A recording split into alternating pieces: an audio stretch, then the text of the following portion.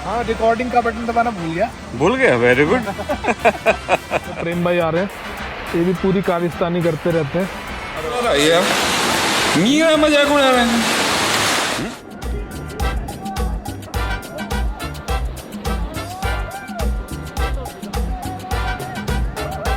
ऊंची ऊंची पहाड़ियाँ, बर्फ से ढकी चोटियाँ और इन चोटियों से बहते हुई नदी जब मैदानों का रुख करती हैं, तो हम खुद को इसके नजदीक जाने से रोक नहीं पाते हैं।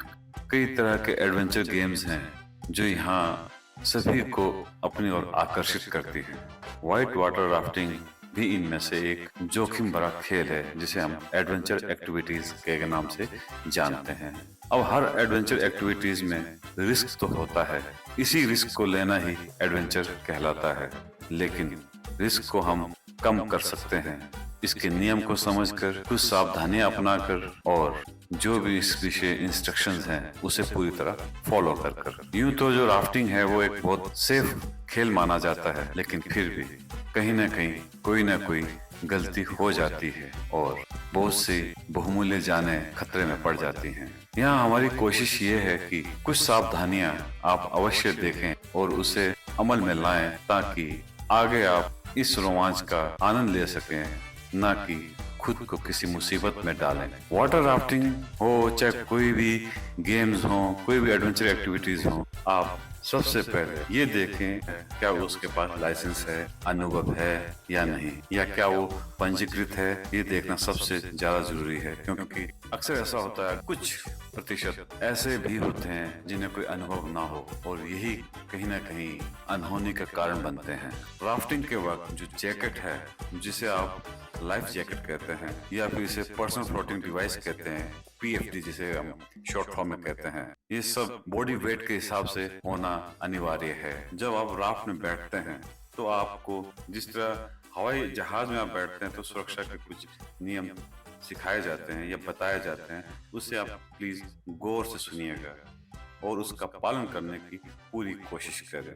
जहां तक हो सके आप खुद को बोट से बाहर ना निकलने दें। इसके लिए जैसा सिखाया गया उस तरह आपको बैलेंस बनाना पड़ेगा। आपको इंस्ट्रक्टर के कमांड्स को समझना होगा। हर पल का, हर क्षण का, हर तरह के सिचुएशन के लिए अलग अलग कमांड्स हैं जो एक इंस्ट्रक्टर आपको हर वक्त देता रहता है। आप उसे फॉलो करते रहिएगा।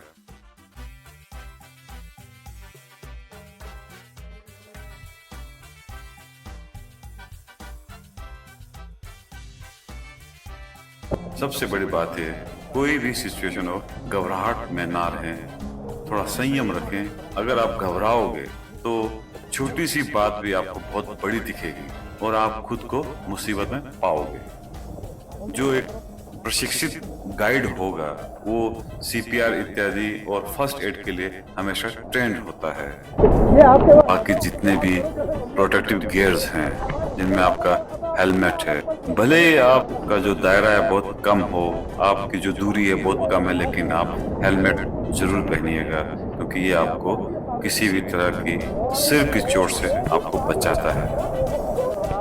कि जब भी आप राफ्ट के लिए जाओ तो इस तरह के आउटफिट पहनो जिसे पहनकर आप आपातकालीन स्थिति में कोई मुश्किल ना हो।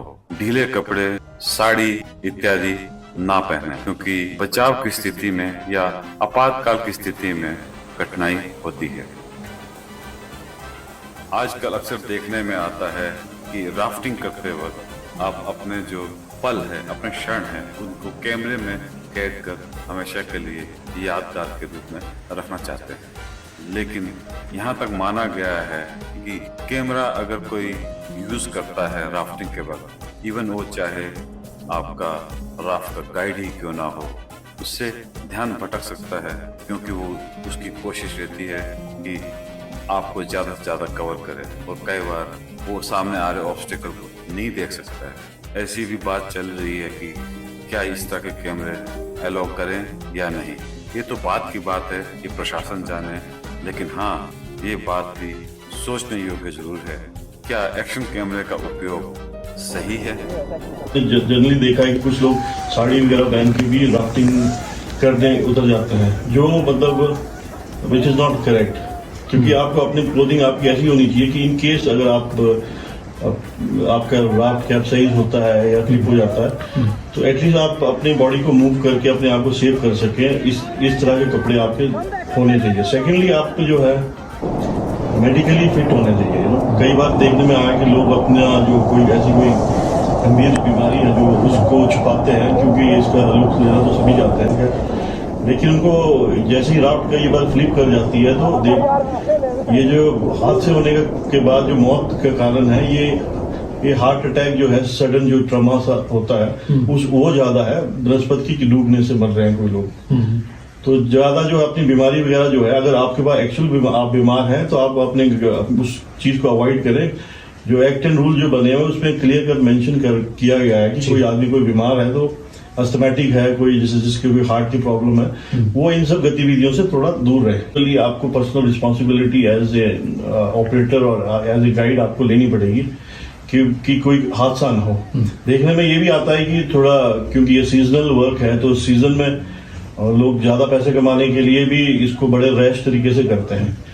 तो हम तो यही इनको जितने भी गाइड्स हैं इनको यही बताएंगे कि भाई आप इसको किसी की जिंदगी के साथ खेलना मतलब अच्छी बात नहीं है।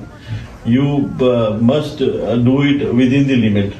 मतलब बहुत ज्यादा करने की भी जरूरत नहीं है ये काम, कि आप उतना ही करें जितना आपकी बॉडी के कैपेसिटी है। मतलब एक वर्किंग आवर्स जो 8 घंटे के सेट किए गए हैं वो किसी सोच समझ के ही किए गए हैं, लेकिन देखने में आया कि ये जो है सीजनल काम है, इसलिए इसमें बहुत ज्यादा रैशनेस देखी गई है।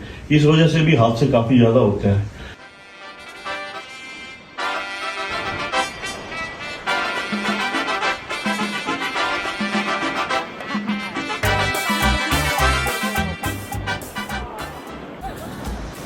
लेकिन हाँ, ये बात भी सोचने योग्य जरूर है, क्या एक्शन कैमरे का उपयोग सही है? सावधानी के अब जितने भी नियम हैं, इंस्ट्रक्शंस हैं, उसे आप फॉलो करोगे तो आप सही मायनों में इन एडवेंचर एक्टिविटीज का फायदा उठा सकोगे, आनंद ले सकोगे और एक यादगार क्षण अपने साथ हमेशा के लिए अपने घर जाते वक्त साथ ले जाओगे। हमारी शुभकामनाएं आप